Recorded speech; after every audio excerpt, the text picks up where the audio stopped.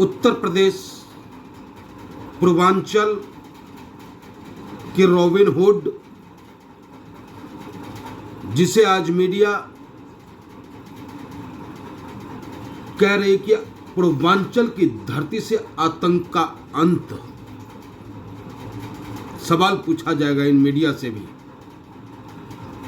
कि आतंक का अंत हो भी रहा है या नहीं हो रहा है। लेकिन जिस तरीके से 5 बार के सांसद, 5 बार के विधायक सांसद रहे, जिसे जनता बार बार चुनकर अपना नेता माना, ठीक है वो एक न्यायिक प्रक्रिया थी। अपराध का समर्थन मैं नहीं करता, अपराधियों का समर्थन मैं नहीं करता, लेकिन न्यायिक प्रक्रिया के तहत इसी मुख्तार अंसारी ने अदालत से कहा कि मेरी हत्या की साजिश रची जा रही है, मुझे स्लो पॉइजन दिया जा रहा है, कोई नहीं सुनता है। याद होगा आपको, एक मुन्ना बजरंगी भी था,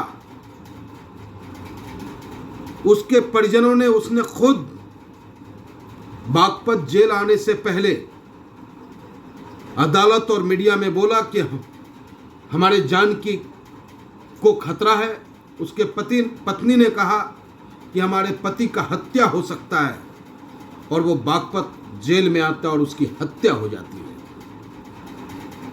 ये सबको पता है। अतीक अहमद और अशरफ, 2 भाइयों को जब गुजरात से लाया जाता है, उस वक्त में भी वो व्यक्ति अदालत को कहता है कि मेरे जान का खतरा है, और अदालत कहती है कि आपको पूरी सिक्योरिटी मिलेगी, और सरकार को आदेश मिलता है, और पुलिस की अभिरक्षा में दोनों भाई की हत्या हो जाती है। और आज मुख्तार अंसारी, जो कहीं ना कहीं पूर्वांचल की धरती पे मऊ, बनारस, मोहम्मदाबाद, बलिया, इन जगहों पे गरीब दिलों के लोगों के दिलों पे राज करने का काम करते थे, कमजोरों के मददगार कहलाते थे, और उन्हें रॉबिन हुड की उपाधि जनता ने दी थी। उस दरवाजे पे, जो दरवाजा फाटक है, जो घर है उनका, लोग कहते हैं कि वहां पहुंच करके जो भी व्यक्ति पहुंचा हो, बगैर जाति धर्म पूछे उसकी मदद करना उनके रसूख में, उनके अंदाज में रहा है। ये मुख्तार अंसारी वही मुख्तार अंसारी है जिनके दादा, जिनके नाना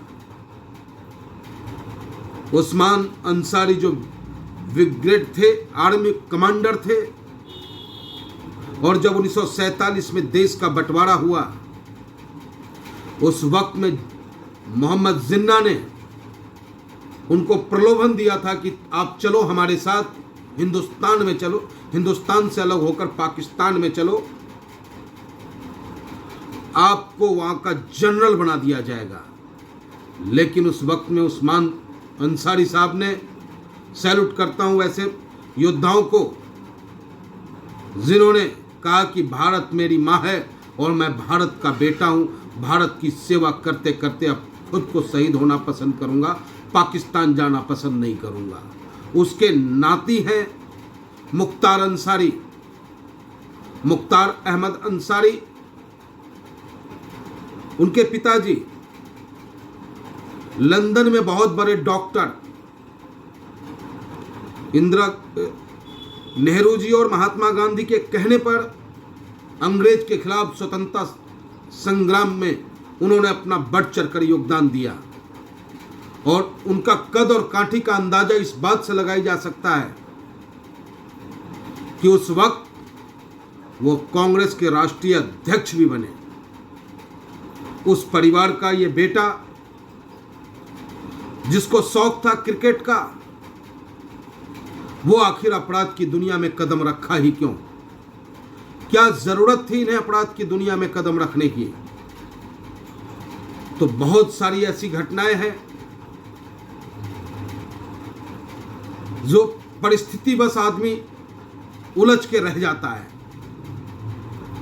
लेकिन ये सरकार और इस सरकार में जिस तरीके से लोकतंत्र की हत्या की जा रही है, जिस तरीके से पुलिस की अभिरक्षा में हत्या हो जाता है, हर हत्या होने से पहले जिसकी हत्या होनी होती है वो अपील करता है कि मेरी हत्या हो सकती है, हमें पॉइजन दिया जा रहा है, उसके बावजूद भी कहीं कोई किसी संस्था पे जूत तक नहीं रेंगता। तो आज हिंदुस्तान सहमा हुआ है। हिंदुस्तान सिर्फ वही नहीं है जो भारतीय जनता पार्टी को समर्थन करता हो, हिंदुस्तान वो भी है जो भारतीय जनता पार्टी की नीतियों का विरोध करता हो। लेकिन एक अलग परिपाटी सी बना दी गई है कि जो भारतीय जनता पार्टी के खिलाफ बोलेगा वो ना ही राष्ट्रभक्त होगा और न ही उसे रहने का, सम्मान से जीने का अधिकार होगा। ये लोकतंत्र के लिए ठीक नहीं है। मैं अपने उत्तर प्रदेश सरकार से, केंद्र सरकार से, महामहिम राज्यपाल महोदय, महामहिम राष्ट्रपति महोदय से मांग करूंगा, जिस प्रकार से परिवार आरोप लगा रही है, हत्या की आशंका जताई जा रही है, तो इसकी न्यायिक जांच होनी चाहिए। दूध का दूध और पानी का पानी होना चाहिए। अपराधी अपराधी होता है, लेकिन एक अपराध को खत्म करने के लिए दूसरे अपराधी को ताकत देना, यह कहां का न्याय है? आज मीडिया कह रही है कि आतंक का अंत हुआ। क्या ब्रजेश सिंह के सामने बोलने की ताकत है इस मीडिया को?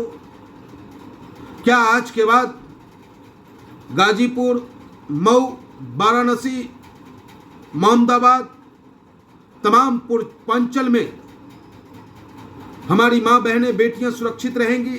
क्या आज के बाद वहां अपहरण उद्योग बंद हो जाएगा? क्या आज के बाद खनन माफिया का खेल खत्म हो जाएगा? नहीं। सत्ता संरक्षण प्राप्त अपराधी आज भी खुलेआम पिस्टल लहरा करके अपने काम को अंजाम देने का काम कर रहे हैं।